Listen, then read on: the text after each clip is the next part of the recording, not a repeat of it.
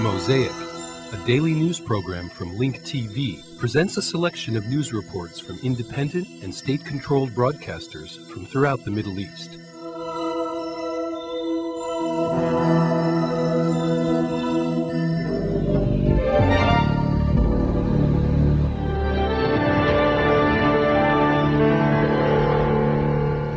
Our correspondent in Baghdad tells us that U.S. forces are conducting a wide-scale military operation in southern Baghdad, using helicopters and targeting positions considered to be the center for fighters loyal to the previous regime. Meanwhile, a series of explosions were heard during the night in the Iraqi capital.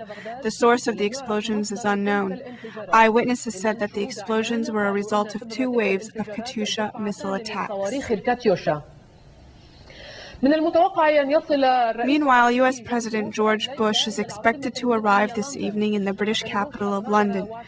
Bush leaves Washington to London for a visit that will last 3 days, where he and his ally, British Prime Minister Tony Blair, will defend their coalition occupation of Iraq, despite wide-scale opposition of the war on both sides of the Atlantic.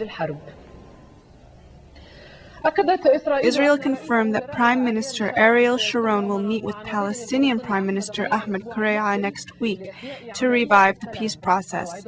Ahmed Kureya did not deny or confirm the news, but indicated that serious talks are underway. Regarding the meeting, he said that a new page must be turned between the Israelis and the Palestinians. At this moment, the Israeli army is raiding the city of Rafah in the southern Gaza Strip, after 2 Israeli soldiers were killed at a checkpoint near Bethlehem. The Population for the Liberation of Palestine announced that its general leadership was responsible for the attack. The Palestinian Prime Minister Ahmed al-Kureya said that Egypt will invite 12 representatives of Palestinian groups to Cairo in the first week of December. Kureya said the goal of the invitation is for the groups to participate in discussions in order to reach a ceasefire with Israel. A source revealed that the U.S. government sent to Egypt initial American guarantees accepting the proposed Egyptian ceasefire, which they will promote to Israel. Abu Dhabi TV has learned that the Iraqi Interim Governing Council, which is currently visiting Iran, requested that Iranian officials drop or reduce war reparations that were demanded from the Iran-Iraq war, in exchange for granting Tehran investment projects in the reconstruction of Iraq. A source close to the Iraqi delegation confirmed that their talks also centered on the security issue in Iraq and the possible role that Iran could play in this regard.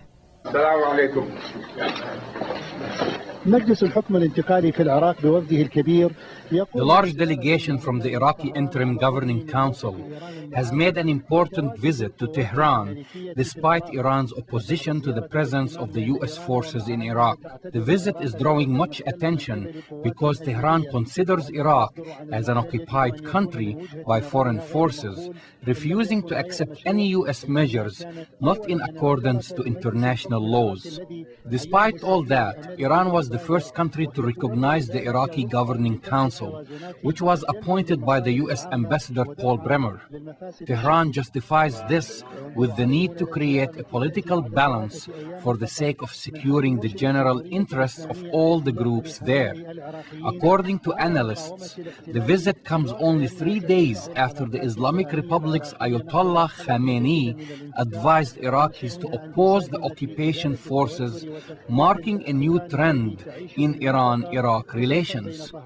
First and foremost, this visit illustrates the goodwill of Iran playing positive role in Iraq. As a neighbor of Iraq, we cannot take an indifferent position towards what is happening there. We call for a strong, stable, and independent Iraq, governed by its own people. The Iraqi constitution will be created by a committee that will be directly elected by the Iraqi people. This Iraqi constitution will be inspired by our national, Islamic, and humane principles, and it will not be similar to the U.S. Constitution. This visit will contribute to resolving many previous issues that have been hanging since the Iran-Iraq war, especially the issue of security and the role that Iran can play in that regard. We are prepared to control our borders. The problem is that the other side cannot fulfill their role. This visit will contribute to resolving this issue and strengthening the security there. The war reparation that Iran is requesting due to what is called the crazy war that was declared by its neighbor is still a controversial issue. The United Nations estimated the cost of the war reparations to be $97 billion. The Iraqi Governing Council asked Iran to cancel the reparations in exchange for granting Iran priority in reconstruction projects in Iraq, thus giving significance to this exceptional visit. Abu Dhabi Television, Najah Muhammad Ali, Tehran.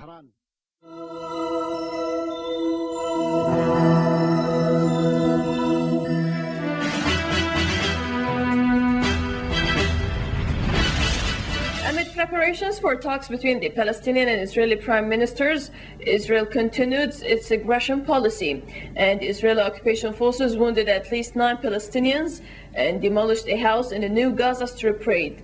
Around 20 armored vehicles, including tanks backed by Apache helicopters, stormed Rafah, and the raid began as many residents were eating a pre-dawn meal or heading to mosques before the start of the day-long fast during the Muslim holy month of Ramadan.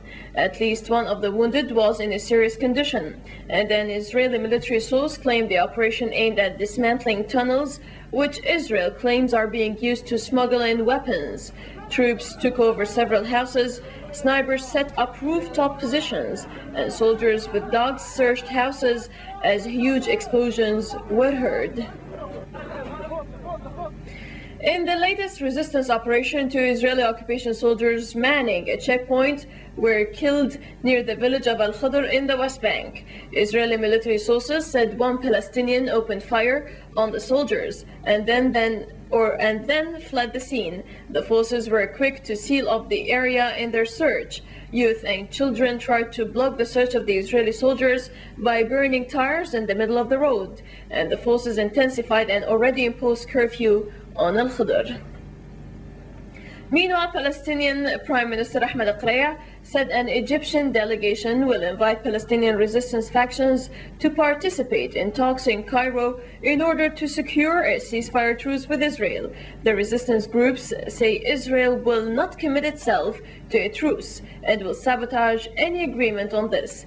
Egyptian Intelligence Service Chief Omar Suleiman held talks with Quraya and Palestinian Chairman Yasser Arafat for this purpose, and the Palestinian officials condition that a truce must also be respected by Israel.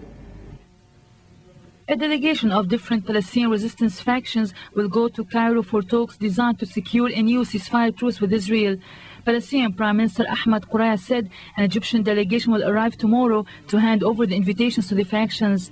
Egyptian Intelligence Service Chief Omar Suleiman held talks with Quraya and Palestinian Chairman Yasser Arafat in Ramallah on Monday as part of the growing efforts to institute a new truce. Suleiman's assistant Mohsen al-Buhairi is also due to hold talks in Gaza on Wednesday with leaders of both Hamas and Islamic Jihad. But the resistance groups had already ruled out prospects for a new ceasefire truce with Israel, citing Israel's uncommitted policy to cementing a truce. We are not considering any truce because we were already committed to one, but the enemy was not.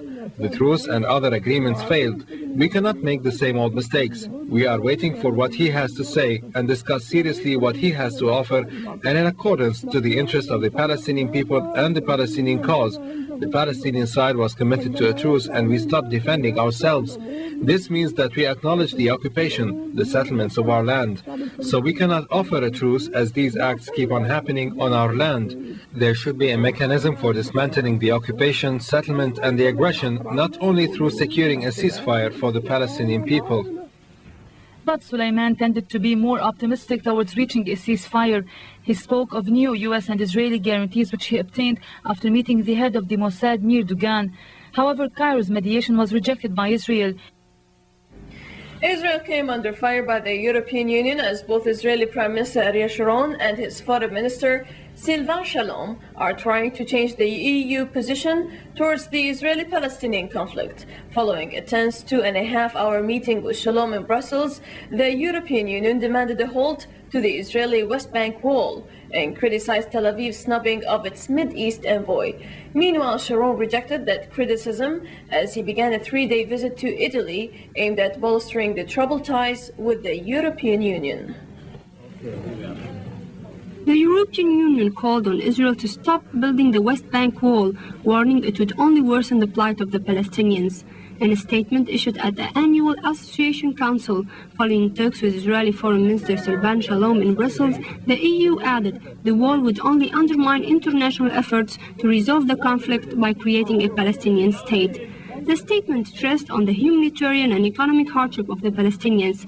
The EU viewed that the continued building and expansion of Jewish settlements in the West Bank inflames an already volatile situation and is an obstacle to peace. It said there was no alternative to both sides implementing the so-called roadmap backed by the EU, the United States, the United Nations, and Russia. The EU also condemned an Israeli ban on contacts with officials who hold talks with Palestinian Chairman Yasser Arafat. The statement stressed the importance of open and unhindered channels of communication for all EU interlocutors with Israeli leaders. Shalom said that Israel had resumed contacts with the EU's Middle East envoy Mark Ott, whom it had snubbed for holding talks with Arafat. However, EU officials said it was not clear at what level the Israeli government would receive the envoy or if Israel would drop its policy of refusing to see European officials who meet Arafat. Shalom expressed disappointment that the EU continued to see Arafat as a negotiating partner in the peace process. Shalom's talks is part of a two-pronged diplomatic campaign in Europe, coming as Israeli Prime Minister Ariel Sharon visits Italy in a 3-day trip. Sharon meets Italian Prime Minister Silvio Berlusconi in the Italian capital Rome with an uncompromising mood following European criticism of his policy. A senior official traveling with Sharon had sounded an inflexible note telling journalists Israel would not dismantle its settlements. He claimed that to do so would be tantamount to rewarding so-called terrorism. The official also flatly rejected Pope John Paul II's condemnation of the building of the separation wall in the West Bank. Both issues and what Israel described as growing anti-Semitism throughout Europe were set to dominate Sharon's discussions with Berlusconi on Tuesday afternoon. Polls carried out by the European Commission last week showed that EU citizens believe Israel is the biggest threat to world peace. Another in Italy itself reflected the same meaning. Sharon received a soothing phone call from Berlusconi, who expressed his surprise and indignation over the results. Berlusconi is seen as a staunch ally of Israel within an EU which remains unconvinced of Sharon's policies towards the Palestinians. U.S. President George W. Bush was due to arrive in Britain on Tuesday night for a 4-day state visit, expected to be overshadowed by massive protests against the war in Iraq and his administration's policies.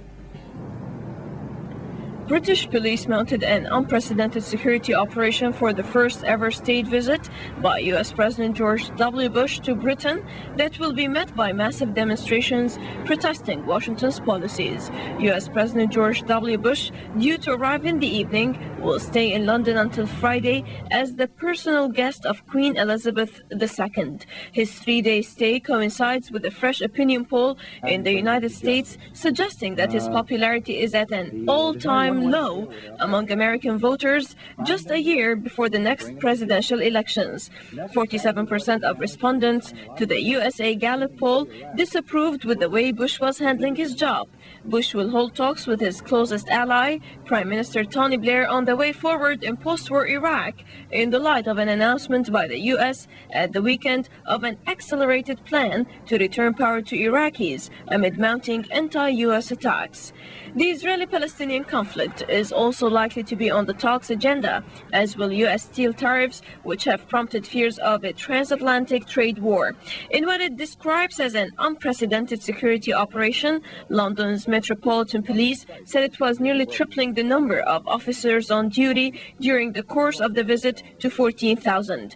The Independent Daily reported that the huge security operation was partly in response to fresh intelligence that indicated violent anti-Bush demonstrators were traveling from continental Europe to protest in London. Britain's large anti-war movement says Bush shouldn't be coming at all, and even right-wing commentators think the trip is little more than an opportunity to polish his image ahead of next year's U.S. presidential elections. The Stop the War Coalition, organizers of a million-strong anti-war march in February, said they have received permission from the police to stage a protest march past Parliament and government ministries in central London. Such a route had previously been opposed by the authority. A great victory for civil liberties in this country, because after all we know that the police have done their best to get us this route under great pressure from the White House and from the government that they didn't want us to go. Organizers hope tens of thousands will take to the streets during the march on Thursday, the biggest of a series of demonstrations. Newspapers have predicted some 100,000 could take part in protests. The event is to end in Trafalgar Square, where demonstrators plan to pull down a Bush effigy complete with a miniature Blair in his top pocket. Anti-war campaigners kicked off their protest on the eve of the president's arrival by presenting a last-ditch petition urging the government to withdraw his invitation to Britain.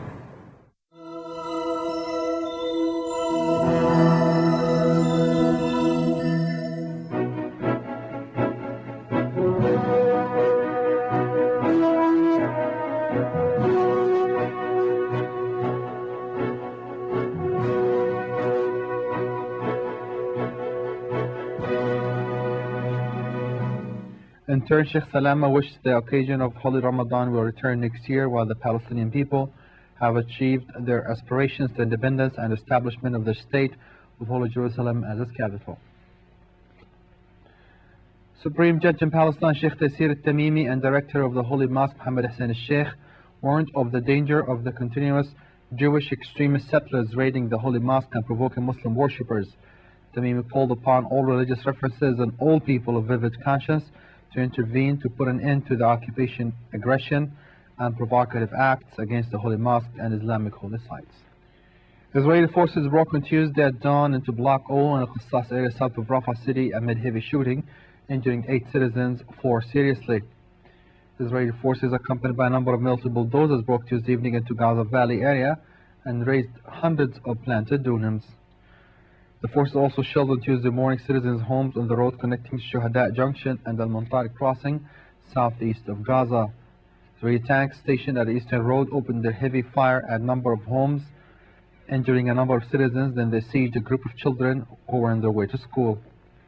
In Tulkarm Governorate, Israeli forces arrested on Tuesday at dawn 3 citizens from Anabta after storming their homes.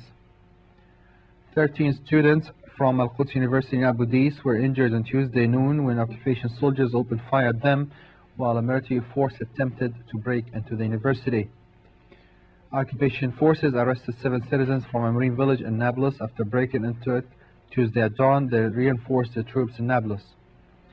Eyewitnesses said the Israeli forces set up roadblocks in the streets and bypass roads, checking citizen identities and searching their cars.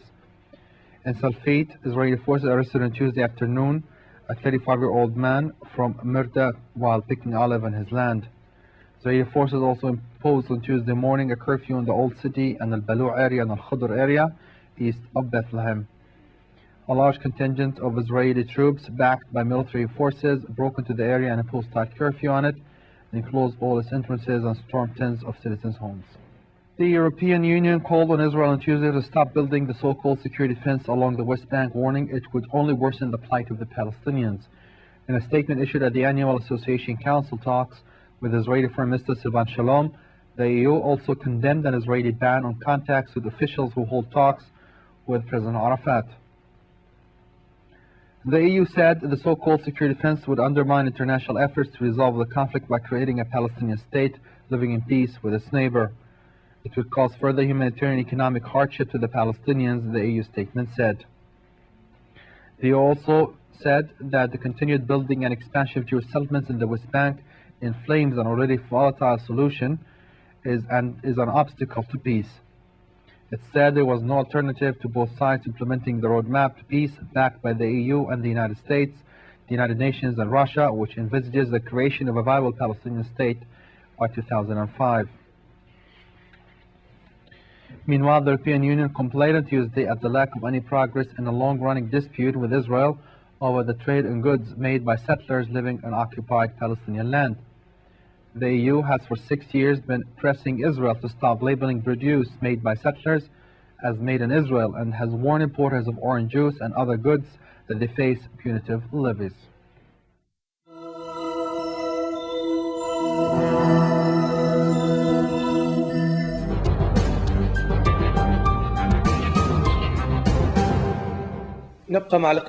As winter approaches, the oil prices strongly increased in international oil markets after the U.S. government announced a decline in the level of reserves of crude and diesel fuel in the United States.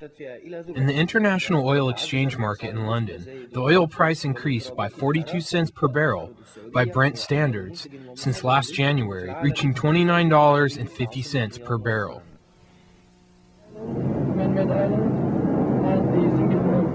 ارتفعت أسعار البترول بشدة في أسواق النفط العالمية بعد أن This increase in the price of oil comes after the U.S. Energy Department announced that the oil reserves in the United States declined by 800,000 barrels last week. البترول الدولية بلندن ارتفع سعر برميل النفط من مزيج برنت القياسي في عقود يناير المقبل بمقدار 42 سنتا ليصل. Furthermore, refined oil, including diesel fuel, has decreased by approximately 1.5 million barrels.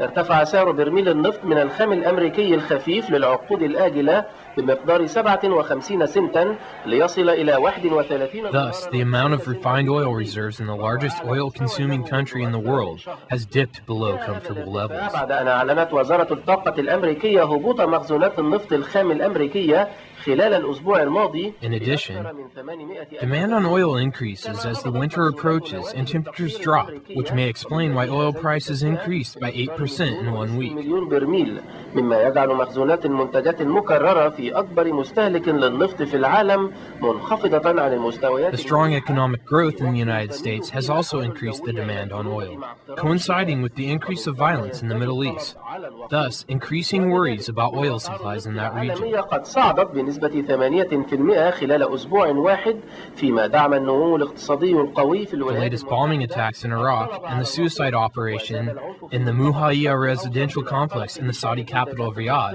have decreased consumer confidence in the rich oil supplies in the Middle East, where about 1/3 of international oil resources come from. الانتحارية الأخيرة في العراق والهجوم الانتحاري في مجمع المحيا السكني في العاصمة السعودية. By controlling the Iraqi oil exports, the United States now controls 1.4 million barrels a day in comparison to 220,000 barrels before the war. المتحدة حاليا 1,400,000 برميل يوميا مقارنة مع 2.2. However, the sabotage operations in Iraq prevent an increase in the Iraqi oil exports. دون زيادة صادرات البترول العراقية.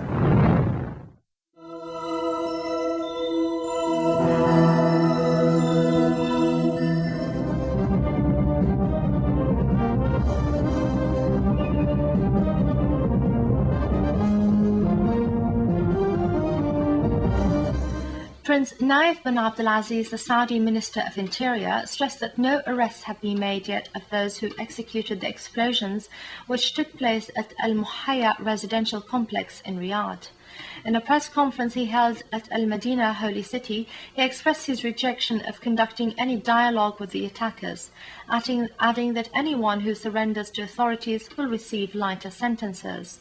He denied any connection between these explosions and other attacks which took place in other countries. U.S. Defense Secretary Donald Rumsfeld met with his South Korean counterpart Cho Yong-kil in Seoul today and reaffirmed an agreement to move U.S. forces away from the demilitarized zone between South Korea and North Korea. They also discussed the South Korea's planned dispatch of troops to Iraq. At a joint press conference, Cho left unclear the exact role of the Korean troops or when they would be dispatched.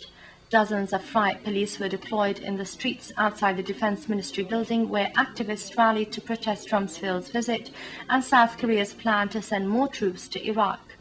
After the news conference, Rumsfeld met with President Roh Moo-hyun, who told Rumsfeld that his government was reviewing its plans for the Iraqi mission, but offered no details.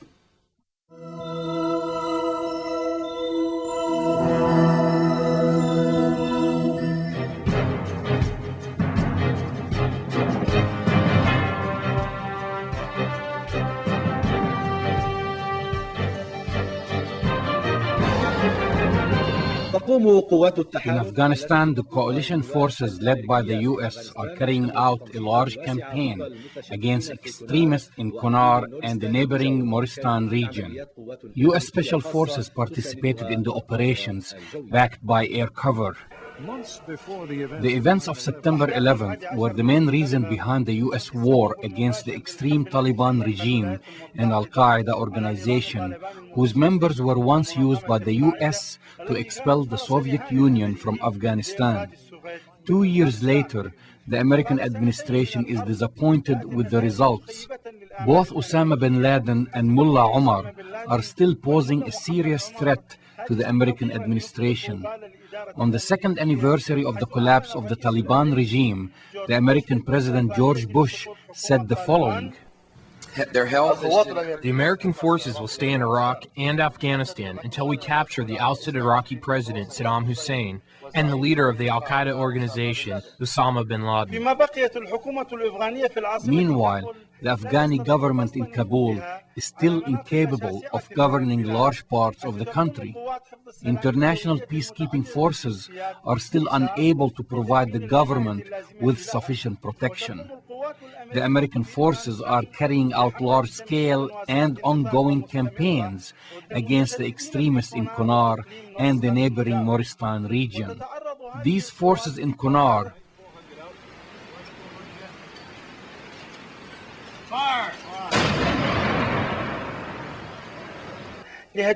are being targeted by repeated attacks at the hands of what they call the remnants of Taliban and Al-Qaeda. The military operations are ongoing and the war now has extended to the Pakistani border. Thus, it seems that the American president has not been able to deliver on his promises or his threats. For the third consecutive day, American forces continued their missile attacks on the suburbs of Tikrit city, where armed men are believed to be hiding. Meanwhile, fire is still engulfing oil fields in BG city in northern Iraq.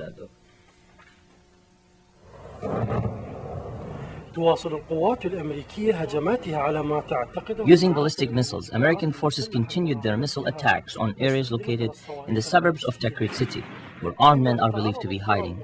Hundreds of soldiers are carrying out an ongoing campaign in the neighboring villages of Tikrit city. Meanwhile, the occupation forces destroyed a major location in Kirkuk city, attacking a training base where armed men hold their meetings. Results of the battle damage assessment that was conducted by The results of the battle damage assessment that was conducted by Army inspectors said that the attackers were staying in this location, which was totally destroyed. North of the Iraqi capital, the American forces ended an air raid campaign using helicopters and planes targeting dense forests and agricultural fields in the Abu Ghraib area. The American forces have regularly been attacked by armed men in these areas. 67 missiles. Can you imagine what we and our children are going through? We live in a small and humble village, but now we see tanks and armory vehicles in our public streets. Meanwhile, an oil pipeline near BG city is still on fire for the third consecutive day after it was bombed by an anti-occupation forces. The American forces are searching for those responsible for the attack.